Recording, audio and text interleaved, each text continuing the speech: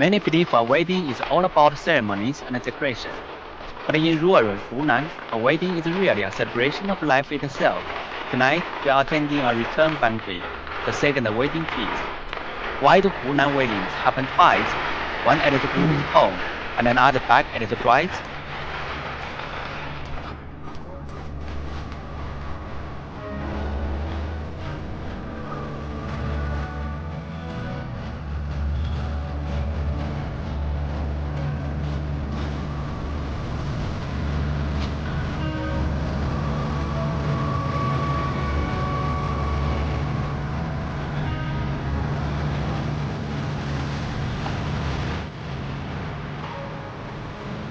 This is the pre-banquet dinner, held the night before the main feast.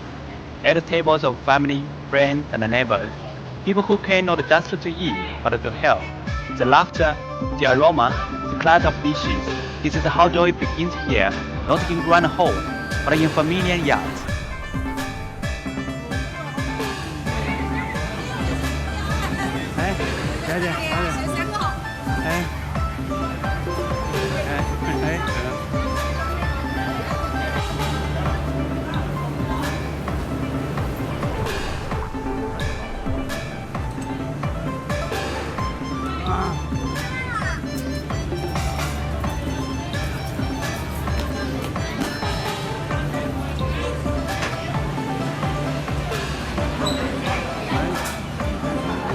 The next morning, around 11 o'clock, the courtyard is ready for the official feast. Almost 40 tables. Each table represents a circle of relationships, relatives, classmates, childhood friends. It's not just about food, it's about a connection. People exchange stories, share secrets, and check the gift book with quiet smiles. A record not only for money, but for memories and gratitude carried across generations. In Western weddings, guests usually give gifts once, a toaster, a card, or a check. But in rural China, gift giving is a living dialogue. Every red envelope carries a promise to return kindness someday. Here in Hunan, the heart of a wedding isn't the bride price. Parents may accept it, but they usually give every penny back to the couple, because they understand true wealth isn't the money, but the happiness their children build together. It echoes the vows of Western weddings. Whether it's exchanging rings or offering tea, all say the same thing. Love isn't a possession, it's a blessing and a release. This tradition might surprise outsiders. After all, many have heard of China's bride price as a big expense, but here it is symbolic, a gesture of respect, not a transaction. The red envelopes travel from one family to another, then back again, as if saying, we honor your child and we trust you with ours. In many Western weddings, the giving happens in front of witnesses, rings, vows, gifts. In Chinese weddings, it happens quietly between families in the language of envelopes, tea, and shared meals.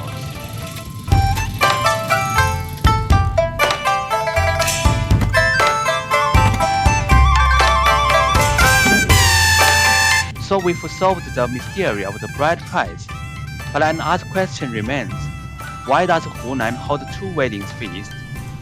One at the groom's home and another here at the bride's family house. This second celebration is called the return banquet, and soon we'll regard its deeper meaning. In Western weddings, the ceremony is the focus and the couple are the stars. But in rural China, a wedding feels more like a community festival. The bride and groom are the reason, but the true stars are the family and the whole village. That's why the return banquet exists. A second feast hosted by the bride's parents to celebrate that their daughter is well and happy in her new life. The two weddings aren't repetition, they're continuation. A daughter's return home isn't a formality, it's closure, gratitude, and love expressed without words.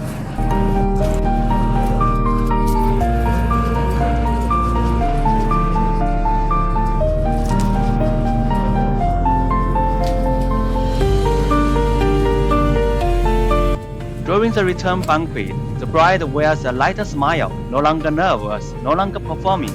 Her family, once anxious, now beams with pride. Neighbors congratulate her parents not just for marrying a daughter off, but for raising someone who now builds a new family of her own. In this way, marriage becomes a bridge between two homes, linking not only individuals, but entire family networks. It's a gentle reminder in Chinese culture, love is never just personal, it's social, communal, and deeply rooted.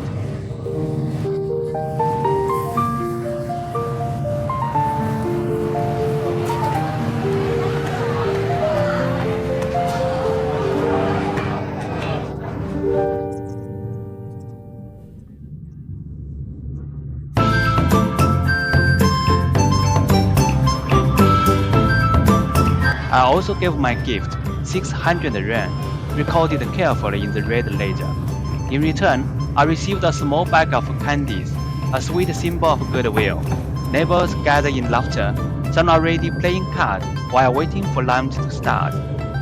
But have you noticed something? This wedding feast is held at noon, not in the evening. Why? We'll reveal that later.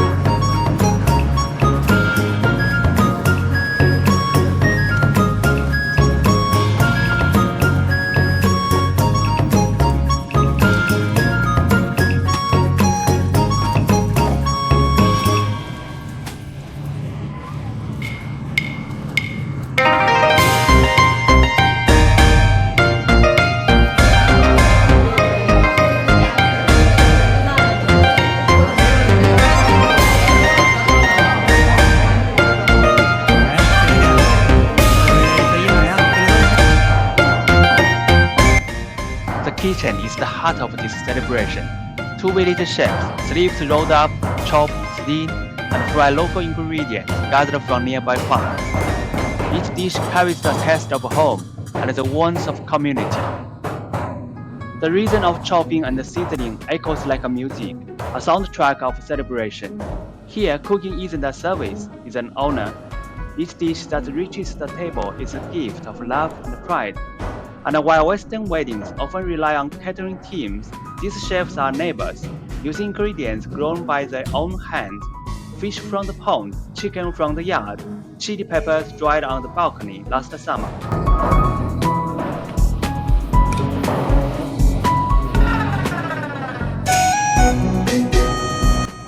Passing through the house, you can feel the joy filling every corner. Relatives chat, kids run about, and guests sip smoky tea or herbal drink, ready for the meal. No one complains about being busy, because sharing in these happenings feels like receiving a blessing.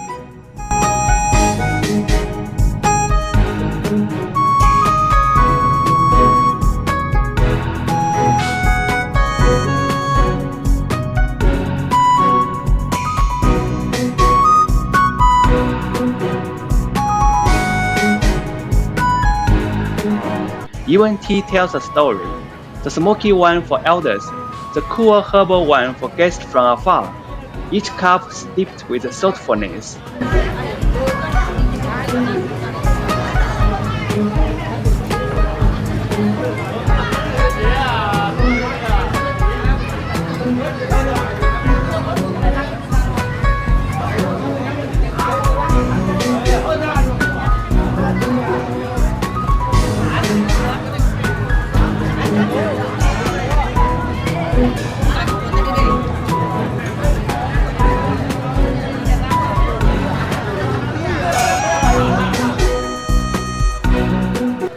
Outside, bright red arches welcome guests, decorated with dragons for luck and prosperity.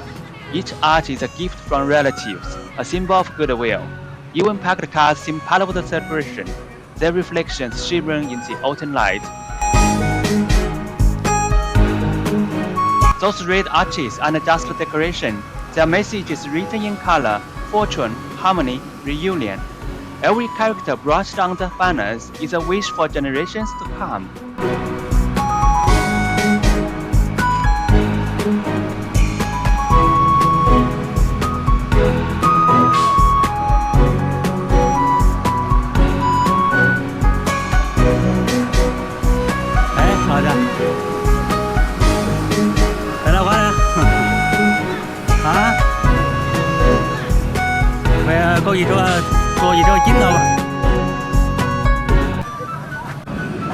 Back in the kitchen, the garlic, ginger, and scallions are all ready.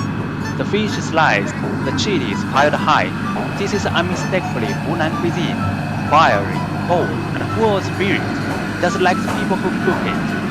And Hunan flavor is not just about a heat. Locals say, without spice, there's no soul. The balance of chili, garlic, and smoke mirrors the people, direct, passionate, full of life. When the aroma fills the courtyard, you can feel it in your heart before tasting. That's how weddings here speak, through scent, sound, and laughter.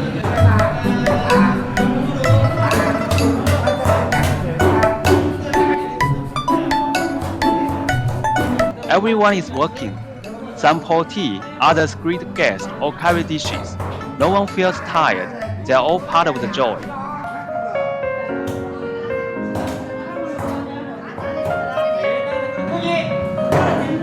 The groom himself stands at its entrance, offering cigarettes and warm smiles.